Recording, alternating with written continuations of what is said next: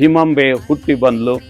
ಇಟಗಿ ಗ್ರಾಮದ ಧರ್ಮರ ಮಠದ ಮನೆದೇವರು ಮಲ್ಲಾಪುರ ಹನುಮಪ್ಪ ಆಗಿತ್ತು. ಈ ಸಂದರ್ಭದಲ್ಲಿ ಭೂಮಮ್ಮಗೆ ಮಕ್ಕಳಾಗದ ಕಾರಣ 2 ಗಂಡು ಮಕ್ಕಳು, ಒಬ್ಬವ ಸಕ್ರಪ್ಪಜ್ಜ ಮತ್ತು ಇನ್ನೊಬ್ಬವ ಅರ್ಜುನಪ್ಪಜ್ಜ ಅಂತ. ಸಕ್ರಪ್ಪಜ್ಜ ಶಾಂತ ಮೂರ್ತಿ ಆಗಿದ್ರ ಅರ್ಜುನಪ್ಪಜ್ಜ ಉಗ್ರ ಮೂರ್ತಿಯಾಗಿ, ಇಲ್ಲ ನನ್ನ ಮನಸ್ಸಿನೊಳಗ ಏನೋ ಒಂದು ಕೊರಗೈತಿ, ಆದ್ರ ಅದನ್ನ ಯಾರ ಮುಂದೆ ಹೇಳ್ಕೊಳಕ್ ಆಗದಲ್ಲ, ನಾನು ಯಾರು ಅನ್ನೋದು ಗೊತ್ತಿಲ್ಲ, ಯಾಕೆ ಬಂದಿನಿ ಅನ್ನೋದು ಗೊತ್ತಿಲ್ಲ, ಮುಂದೆ ಎಲ್ಲಿ ಹೊಕ್ಕಿನ ಅನ್ನೋದು ಗೊತ್ತಿಲ್ಲ, ಯಪ್ಪ ಅಂದ ಮೇಲೆ ನೀ ಹೇಳಬೇಕು, ಅದಕ್ಕ ನೀ ಏನೈತಿ ನಿನ್ನ ಮನಸ್ಸಿನೊಳಗೆ ಹೇಳ ಅಂದಾಗ ಒಂದು ಹೆಣ್ಣು ಮಗಳು ಬೇಕಾಗಿ ಅಂತ ಕೇಳಿದಾಗ, ಬಾದಾಮಿ ಬನಶಂಕರಿಯ ಗರ್ಭಗುಡಿಯೊಳಗಿರ್ಬೇಕು ಅಂತ ಅಂದಾಗ, ಆಮೇಲೆ ಸಂತಾನ ಬರ್ತೈತಿ ಅಂತಕ್ಕಂಥ ವಿಚಾರವನ್ನು ಹೇಳಿದ್ರು. ನನ್ನ ಜೀವ ಹೋದ್ರೂ ಚಿಂತಿಲ್ಲ, ದೇವಿ ಪ್ರತ್ಯಕ್ಷ ಆಗ್ಲಿಲ್ಲ, ನಿನ್ನ ಆಸೆ ಪೂರೈಸುತ್ತೇನೆ, ಕೂಸಿಗೆ ಭೀಮಾ ಶಂಕರಿ ಅಂತ ಹೆಸರಿರ್ಬೇಕು, ಹೋಗಿ ನಿಮ್ಮ ಊರಾಗ ಕೊಟ್ಟಿಗೆಯವರ ಮನೆ ಬಾಗಲ ಪೂಜೆ ಮಾಡು, ಅಲ್ಲಿಗೆ ನಿನಗ ಹೆಣ್ಣು ಮಗಳು ಜನಿಸ್ತಾಳ ಅಂತಕ್ಕಂಥ ವಿಚಾರ ಹೇಳಿದಾಗ ಹೆಣ್ಣು ಮಗು ಜನಿಸ್ತೈತಿ. ಆ ಹೆಣ್ಣು ಮಗುವಿಗೆ ಭೀಮಾ ಶಂಕರಿ ಅಂತ ನಾಮಕರಣ ಮಾಡ್ತಾರ. ಭೀಮಾಂಬೆ ಹುಟ್ಟಿ ಬಂದ್ಲು.